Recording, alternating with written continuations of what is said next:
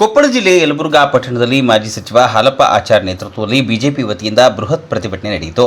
BJP ಕಚೇರಿಯಿಂದ ಚೆನ್ನಮ್ಮ ವೃತ್ತದವರೆಗೆ ಪಾದಯಾತ್ರೆಯನ್ನು ನಡೆಸಿದ ಸಾವಿರಾರು ರೈತರು ಹಾಗೂ ಕಾರ್ಯಕರ್ತರು ಸರ್ಕಾರದ ವಿರುದ್ಧ ಘೋಷಣೆಯನ್ನ ಕೂಗಿದರು. ಪ್ರತಿಭಟನೆ ಬಳಿಕ ಮಾತನಾಡಿದ ಹಾಲಪ್ಪ ಆಚಾರ್, ಕೊಪ್ಪಳ ಜಿಲ್ಲೆಯಲ್ಲಿ ಬರಗಾಲ ಪೀಡಿತ ಪ್ರದೇಶವೆಂದು ಘೋಷಿಸಿ ರೈತರಿಗೆ ತಕ್ಷಣ ಬೆಳೆ ಪರಿಹಾರ ನೀಡಬೇಕು ಎಂದು ಒತ್ತಾಯಿಸಿದರು. ಇಲ್ಲದಿದ್ದರೆ ಜಿಲ್ಲೆಯಾದ್ಯಂತ ಉಗ್ರ ಹೋರಾಟ ನಡೆಸಲಾಗುವುದು ಎಂದು ಎಚ್ಚರಿಕೆ ನೀಡಿದರು. ಬಿಜೆಪಿ ಮುಖಂಡರಾದಂಥ ಬಸಲಿಂಗಪ್ಪ ಭೂತೆ, ಜಿಲ್ಲಾಧ್ಯಕ್ಷ ನವೀನ್ ಗುಡ್ಗಣ್ಣವರ್, ತಾಲೂಕು ಅಧ್ಯಕ್ಷ ಮಾರುತಿ ಗೌರಾಳ್, ಸಿಎಚ್ ಪೊಲೀಸ್ ಪಾಟೀಲ್, ಶಿವಶಂಕರಪ್ಪ ದೇಸಾಯಿ ಹಾಗೂ ಜೆಡಿಎಸ್ನ ಜಿಲ್ಲಾ ವಕ್ತಾರರಾದ ಮಲ್ಲನಗೌಡ ಕೋನನಗೌಡರು ಸೇರಿದಂತೆ ಹಲವು ಮುಖಂಡರು ಮಾತನಾಡಿದರು. ಯಲಬುರ್ಗಾ ಹಾಗೂ ಕೊಕ್ಕನೂರು, ಅವಳಿ ತಾಲೂಕುಗಳಿಗೆ ಸಮರ್ಪಕ ಮುಂಗಾರು ಮಳೆಯಾಗದೆ ರೈತರು ಸಂಕಷ್ಟದಲ್ಲಿದ್ದಾರೆ. ಆದರೆ ಕ್ಷೇತ್ರದ ಶಾಸಕ ಬಸವರಾಜ ರಾಯರೆಡ್ಡಿ ಎಲ್ಲ ಸಮಸ್ಯೆಗಳನ್ನು ಬಗ್ಗೆ ನಿರ್ಲಕ್ಷ್ಯ ವಹಿಸಿದ್ದಾರೆ ಎಂದು ಆರೋಪಿಸಿದರು.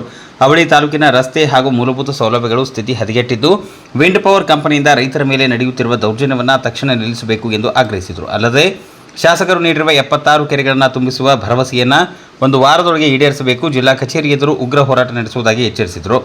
ಪ್ರತಿಭಟನೆಯ ಬಳಿಕ ರಾಜ್ಯಪಾಲರಿಗೆ ಸಲ್ಲಿಸಬೇಕಾದ ಮನವಿ ಪತ್ರವನ್ನು ಉಪ ತಹಶೀಲ್ದಾರ್ ಮಲ್ಲನಗೌಡ ಅವರಿಗೆ ಬಿಜೆಪಿ ಮುಖಂಡರು ಹಾಗೂ ರೈತರ ಸಮ್ಮುಖದಲ್ಲಿ ಸಲ್ಲಿಸಿದರು. ಈ ಸಂದರ್ಭದಲ್ಲಿ ಮಹಿಳಾ ಮೋರ್ಚಾ ತಾಲೂಕು ಅಧ್ಯಕ್ಷೆ ಸಂತೋಷಿಮಾ ಜೋಶಿ, ಮಹಿಳಾ ಪದಾಧಿಕಾರಿಗಳು, ಯುವ ಮುಖಂಡರು, ಕಾರ್ಯಕರ್ತರು ಹಾಗೂ ಸಾವಿರಾರು ರೈತರು ಭಾಗವಹಿಸಿದರು.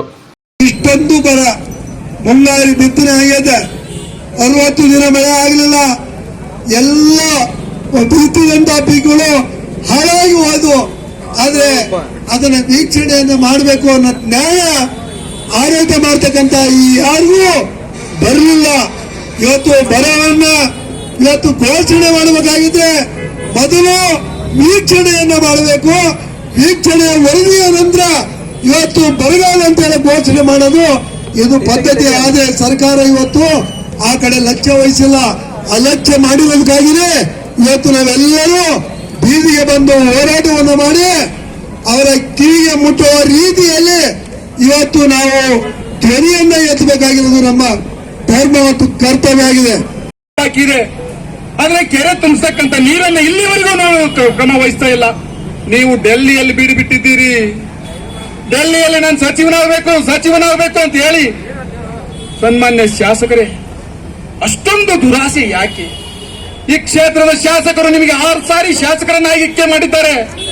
ಮತದಾರ ಬಂಧುಗಳು, ಅವರು ಋಣವನ್ನ ತೀರಿಸ್ತಕ್ಕಂಥ ಕೆಲಸ ನೀವು ಪ್ರಾಮಾಣಿಕವಾಗಿ ಹೇಳಿ, ನಿಮ್ಮ ಆತ್ಮವನ್ನ ಮುಟ್ಕೊಂಡು ಹೇಳಿ, ನಾನು ರೈತರ ಪರವಾಗಿದ್ದೀನಿ ಅಂತ.